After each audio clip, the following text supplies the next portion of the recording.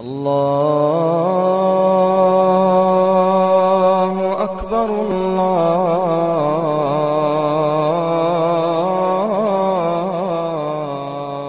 اکبر۔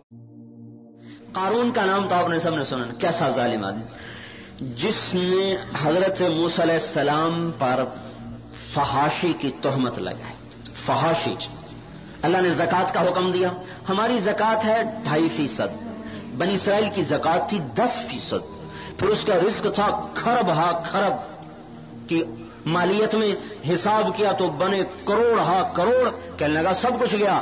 ایک عورت کو پیسے دیے، فاحشہ عورت کا تو پیسے لے لے، میں موسیٰ علیہ السلام سے مسئلہ پوچھوں گا کہ جو برائی کرے اس کی کیا سزا ہے۔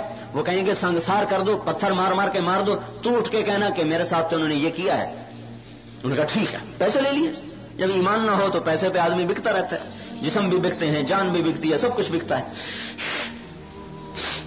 موسیٰ علیہ السلام واز فرما رہے، قارون کھڑا ہو گیا، جی جو شادی شدہ برائی کرے اس کی کیا سزا ہے؟ فرمایا اس کو پتھر مار مار کے مار دیا جائے۔ کہ اگر آپ کریں کہ مجھے بھی مار دیا جائے۔ کہ یہ عورت کیا کہتی ہے؟ اس عورت کو کھڑا کیا، بول۔ اس نے جب نبوت کے چہرے پر نگاہ پڑی وہ تو لرز گئی، کہا جی میں کچھ نہیں کہتی، میں پہلے ہی بڑی نافرمان ہوں، پہلے ہی میرے اوپر بڑے گناہ ہیں، یہ گناہ اپنے ذمے لے کے میں نہیں مرنا چاہتی، مجھے تو اس نے پیسے دیے تھے کہ آپ پہ تہمت لگاؤں۔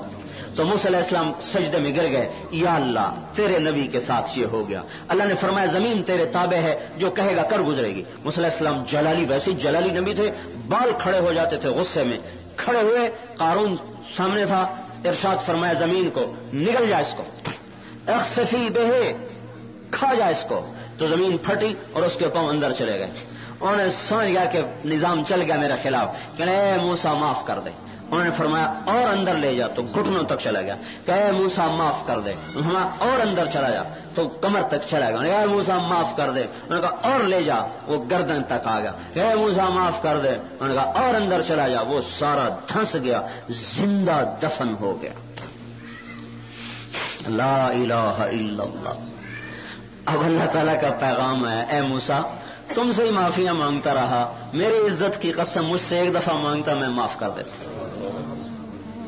ہاں تو ہم قارون سے برے ہیں؟ اللہ کا لاکھ لاکھ شکر ہے ہم حضرت محمد مصطفیٰ صلی اللہ علیہ وسلم کے امتی ہیں، ہمارے پیچھے تو بہت بڑا سہارا ہے۔ لیکن سہارے کا مطلب یہ نہیں کہ آدمی بے غیرت ہو جائے، کہ جو مرضی کرو پیچھے سہارا ہے۔ ہمیں تو معاف کرنے کے لیے پہلے تیار بیٹھا ہوا ہے، ہمارے چہرے خراب نہیں کر رہا۔ وہ کون سا ایسا جرم ہے جو چہروں کو خراب کرنے والا اس وقت نہیں ہو رہا؟ اگر ہم حضور کے امتی نہ ہوتے تو آج مرد و عورتوں کے چہرے ختم ہو جاتے، مسخ ہو جاتے۔